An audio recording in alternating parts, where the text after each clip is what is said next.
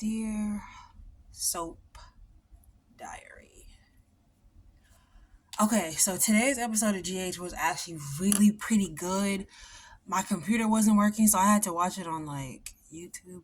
And you know how when you watch it on YouTube, like it zooms in and out, and there's like music. So there's certain things I really couldn't see or moments I couldn't catch, but I feel like I got the gist of it.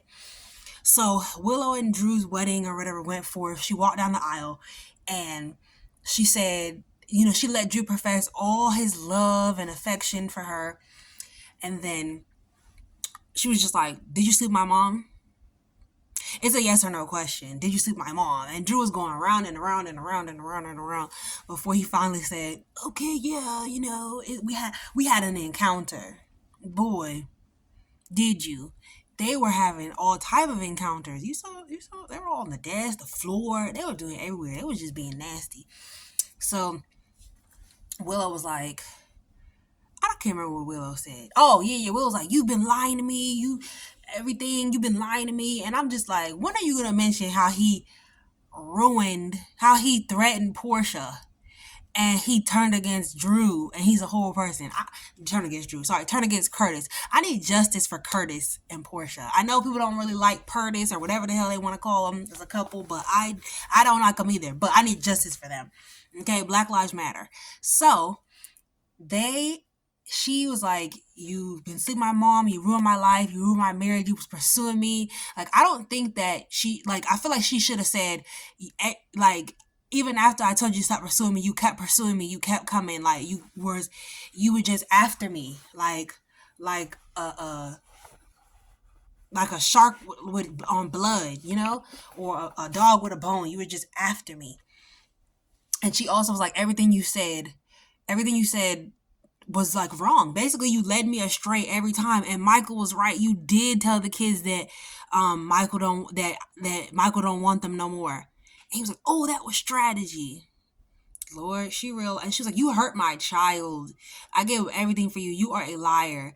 But to me, she should have went into the more details, because honestly, this really affects nobody but her, if you think about it, because everybody else in the church kind of knew who Drew was.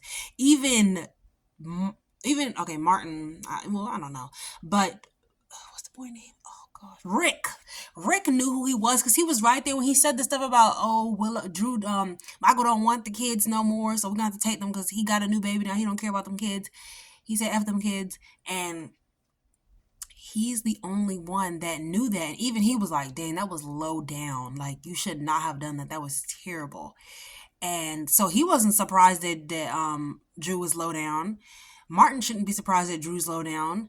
And no one else is surprised that Drew's low down. The only two people that were affected by the fact that Drew is low down are Willow and Kai.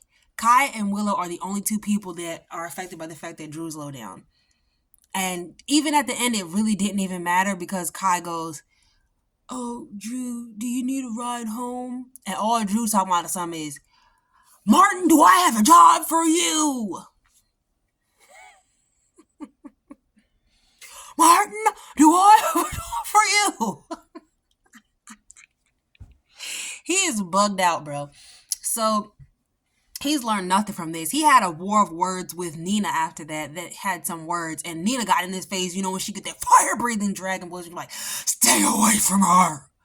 So Nina let Drew know, "I don't care if I lose my daughter forever, as long as you lost her. That's all that matters. As long as you don't have access to her, I don't care if she never forgives me. She's never going to forgive you." And Drew flipped the whole thing around on Nina to say, like, "Oh, you should have said something. How come you didn't say anything?" Drew, you were the one in the relationship with her this whole time, promising her sweet nothings and giving her lies. You could have also said something.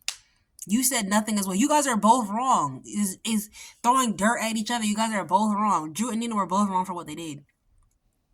So, but it was sweet. It was sweet watching Willow and Drew at that altar, and her rip into him and scream at him like that is what she should have been doing, because every time it's like she was about to get some sense, he got back in her head to convince her to do his foolishness, do his bidding, do whatever he said. And she, being senseless and stupid, did whatever he said to do. And then with the mic, they almost worked it out in the court before he told the stuff to Wiley. And then Wally told the dad was like, yeah, I'm never giving her custody, Michael. And he's like, I'm never giving her custody. And they almost worked it out. And then she almost could have worked it out in Germany. And he paid those people off. She was like, you didn't want anything. You didn't want me to get my kids back. You didn't even care about my kids. You just wanted to get me. You just wanted me for yourself. Like, you just wanted to be vindictive and evil and spiteful. Like, you came after me and I was married to your nephew. And you just pursued me anyways. She finally catching on that this geriatric loser wanted her for his midlife crisis. I don't know why it took her so long, but she finally came to her senses. And Willow was a decently smart girl, so she goes in her wedding dress, she leaves, and she goes straight to Greystone Manor, which is where Carly and them live. And she's banging on the door, banging on the door, banging on the door. Carly was like, "What is it?" And she's like, "I need to see my kids." You know, I don't know. I didn't see the preview, but I honestly feel like Carly might let her see her kids just with the way she looks. She might be like, "Damn, girl, you down bad. I might let you see the kids," but being Carly, she might not. Speaking of Carly and Jason had a conversation, and they talked about a lot of things. And Jason has been having a lot of regrets in his life, and has no issue with what's my mouth? I don't know, but has had no issue with basically speaking about his regrets. So he was like, look how y'all did AJ. Y'all wouldn't let him see AJ. And she was like, yeah, he was really mad at me for that. Carly still wasn't really taking enough responsibility, in my opinion. Like, she should have definitely had a moment where she was like, I was wrong. Like, girl, it's been 30 years. Like, please just admit that you're wrong. Just admit that you're wrong. I think it would go a long way in making your character better. Like, they need to let her admit that she was wrong. Like, she can't just keep that's not really the same. It was different. Grow up. So, then they had the conversation, and she was like, is this making you think about Britt? And also she was like, oh, Jason, when you was fake dead, I just clung to Drew. I was so mad he was here and you weren't, and I just clung on to him. How come every time Jason is fake dead, Carly clings on to his brother? Remember? She couldn't have Jason, so she went to AJ. She couldn't have Jason, so she went to Franco because she thought he was his brother. She couldn't have Jason, so she went to Drew because she thought he was his brother. He don't have no family members left, okay? So please don't kill him off again, and she had to go find some other long-lost relative to go mess with. Because every time it seems like Jason's dead, she goes to find a relative of his. It's really giving sick obsession. If I can't have you, I'm gonna have the closest thing to you. Like, why do you keep screwing this man's brothers? And Franco is his cousin. So why do you keep screwing this man's relatives? Every time he's not around. I'm surprised she didn't go after Austin Gatlin Hall, because he's a relative too. Speaking of relatives, Michael had a conversation with Christina where she finally admitted the foolishness that she did, trying to kill Ava. Like, here you go. You could never disappoint me. Stop the cap. She has disappointed all. She's even disappointed her mother. Don't say you could never disappoint me. You can never disappoint me.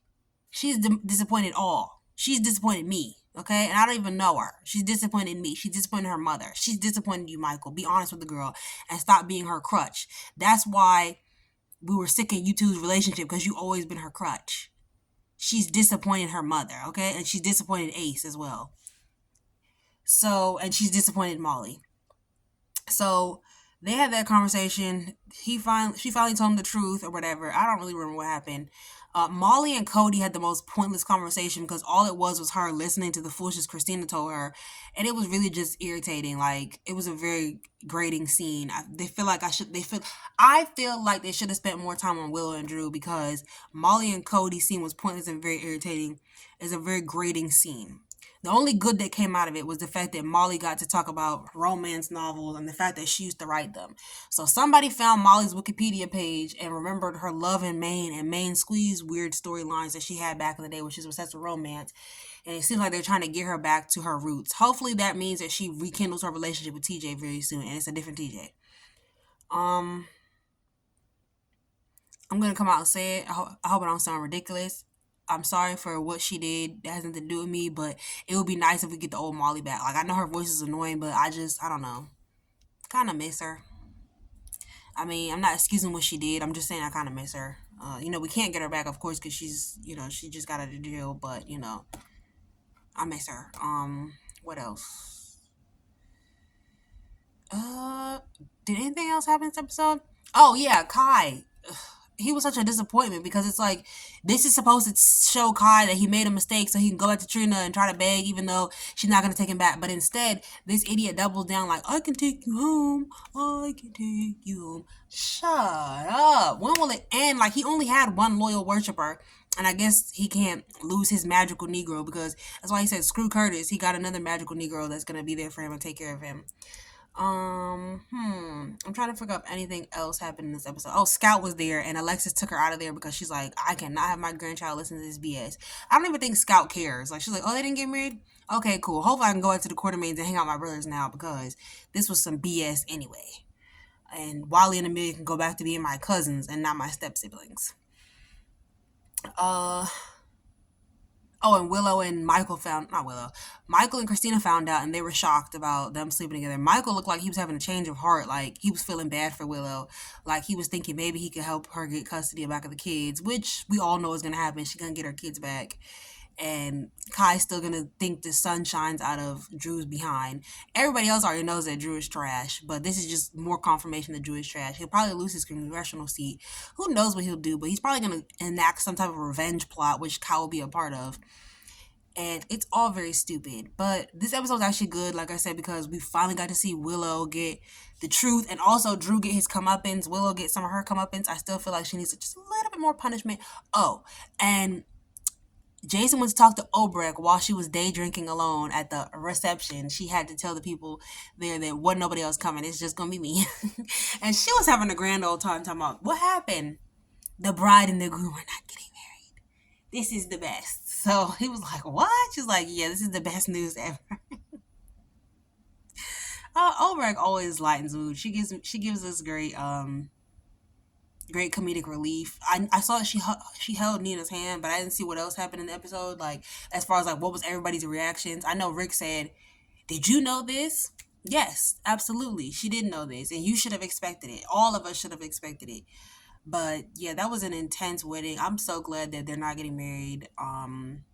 Hopefully the storyline continues to build momentum. I would hate for it to drop off, but I don't want to see Drew anymore. And I know they're going to try to give him some type of revenge plot because they're like obsessed with Karen Matheson and giving him storylines. So we'll see what happens tomorrow. I was trying to make this short and sweet. It is a kind of long, but I was trying to make it short and sweet because I have things to do. Haven't watched Beyond the Gates yet. Don't know if I'll be able to. There was a fraud situation, my credit card. So I don't know if I'll watch Paramount Plus. If you want, you guys can email me your Paramount Plus information and I could watch the show. But with that being said, good night and peace. Sincerely, Soap Diary.